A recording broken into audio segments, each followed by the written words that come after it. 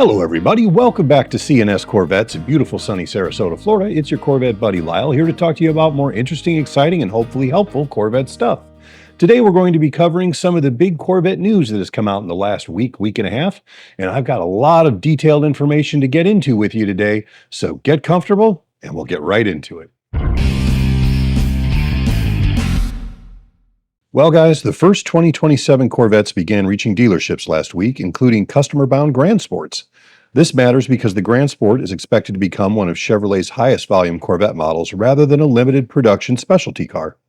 Chevrolet says the Stingray and Grand Sport together should account for the majority of Corvette sales. The regular Grand Sport uses the new naturally aspirated 6.7-liter LS6, producing 535 horsepower and 520 foot-pounds of torque.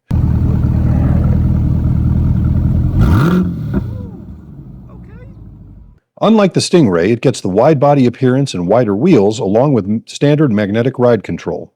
The standard suspension is designed to remain comfortable enough for regular street use, while Chevrolet offers two increasingly aggressive packages. The Z52 Sport package features Michelin Pilot Sport 4S tires, firmer tuning, and Z06 sourced iron brakes. The Z52 Track version offers carbon ceramic brakes, Michelin Cup 2R tires, track focus chassis tuning, and additional carbon fiber aero. It also offers the new quad center exit exhaust, giving buyers something visually different from the normal corner-mounted C8 exhaust. The Grand Sport X is the electrified all-wheel drive version. It combines the 535 horsepower LS6 with a front electric motor producing another 186 horsepower, resulting in 721 combined horses. It receives carbon ceramic brakes as standard and includes track-oriented battery strategies such as endurance, qualifying, and push-to-pass modes. It can also move quietly in electric-only stealth mode at speeds up to 50 miles an hour. There is a slight timing distinction worth explaining.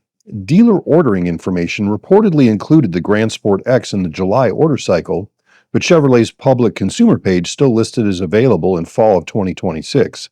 That suggests dealers may be able to begin placing orders before normal customer production and deliveries begin. In other news, the base Stingray officially broke 200 miles an hour.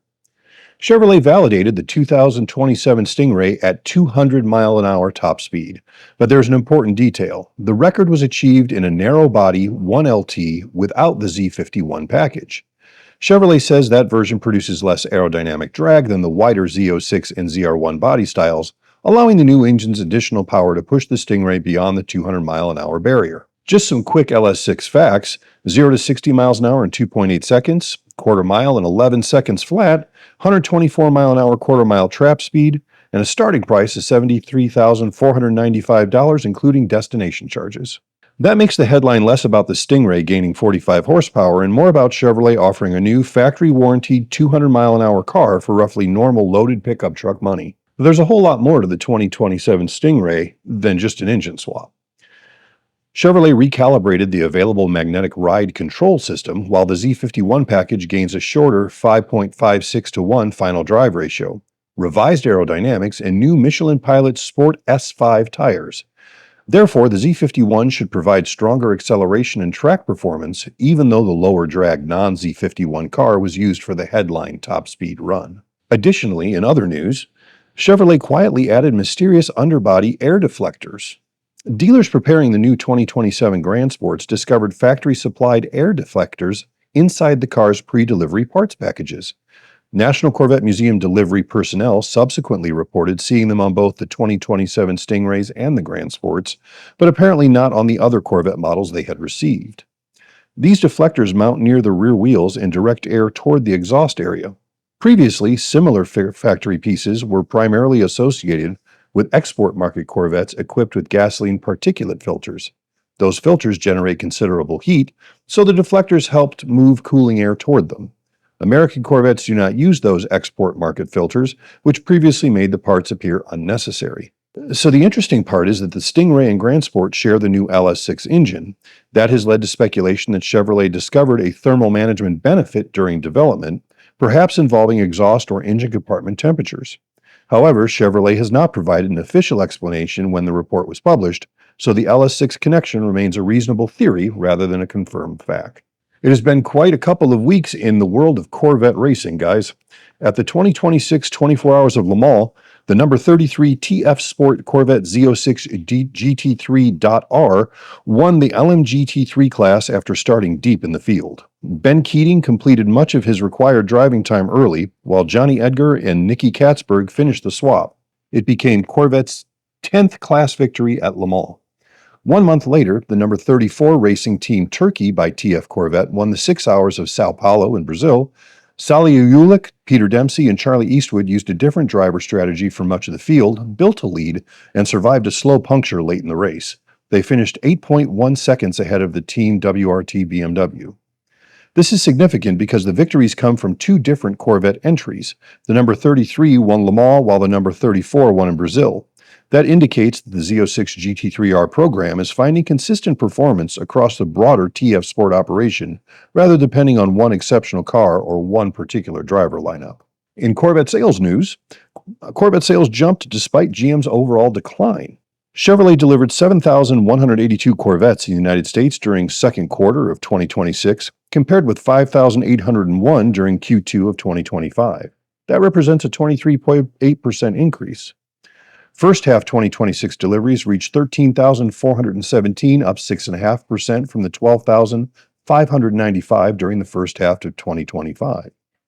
The result stands out because GM's total second quarter U.S. sales fell 4.2%, while Corvette sales increased approximately 24%. Corvette therefore moved in the opposite direction from GM's overall quarterly result.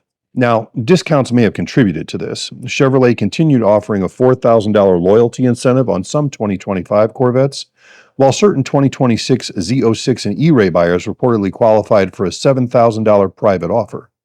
The important nuance is that the sales growth does not necessarily mean every model is suddenly selling at full sticker price.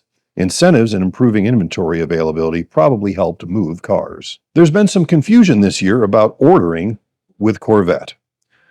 Ordering all 6 Corvette models is possible, but certain options remain constrained. The mid-July order cycle reportedly included all 6 current models: Stingray, Grand Sport X, Z06, ZR1, and ZR1X. However, several popular appearance and carbon fiber options had limited or zero availability.